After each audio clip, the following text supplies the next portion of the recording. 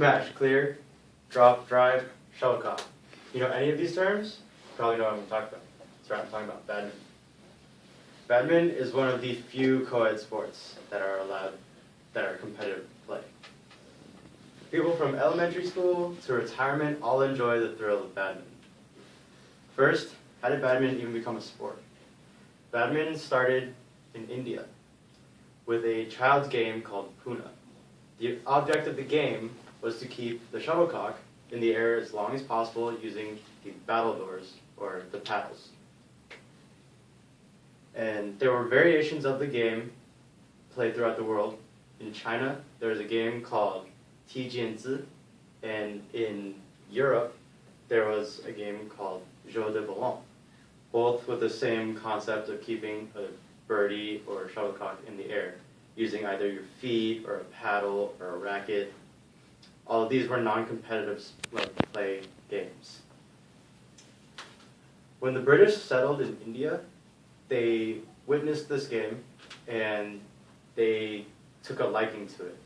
They took it back to England in 1873 with the paddles and the shuttlecocks.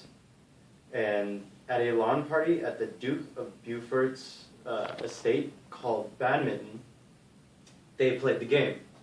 It was very competitive, everyone was playing. They didn't know what the original name was, so they called it the badminton game. That's how it got its name.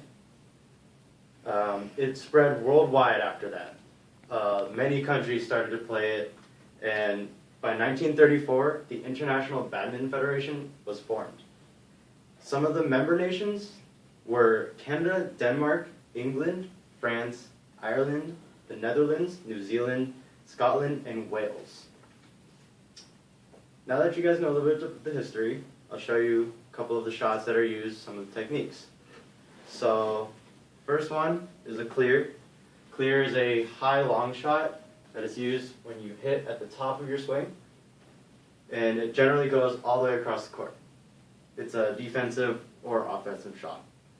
The smash is the most offensive shot in the game. It is a hard shot downwards. Usually when you're hitting, you hit with your racket angled down. Next one's a drop. A drop is a very soft shot. Generally, you hold very loosely on the racket, you don't grip it too tight, and you just kind of lightly tap it over the net. Try and keep it as low to the net as possible. Next one is a drive. Drive is another hard shot. It's generally, you hold the racket pretty loose, but you hold it about at your face. You block your face with your racket, so you don't get hit. And you hold it like this, and you squeeze to hit the bird back. Some of the styles of play of badminton are singles and doubles. In singles, it is one-on-one, male versus male or female versus female. In doubles, it is either two men versus two men, two women versus two women, or mixed, which is a man and a woman versus another man and a woman. In each of these styles of gameplay, you must serve across the court diagonally. So there are 4 squares on the court. You have to serve from the right square to the left square on the opponent's side, or from your left square to the right square on the opponent's side. And now, you guys are thinking like, wow, that sounds pretty cool, I kind of want to play this, right? There are gyms all over. There are many gyms locally and in other countries, thanks to the International Badminton Federation. There are over 150 member nations now. And now that I've given you a little bit of the history behind the sport, how it started as Puna, a children's game in India, how it migrated through Britain, bringing it back to England and spreading around the world.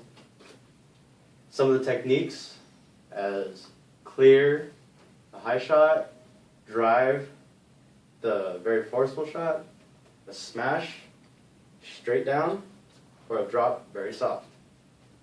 And then there's the singles and there's doubles. You guys think those are pretty cool? You guys can try and find one of the courts that are out there. And maybe I'll see you on the court someday. Thanks. 10 seconds to spare.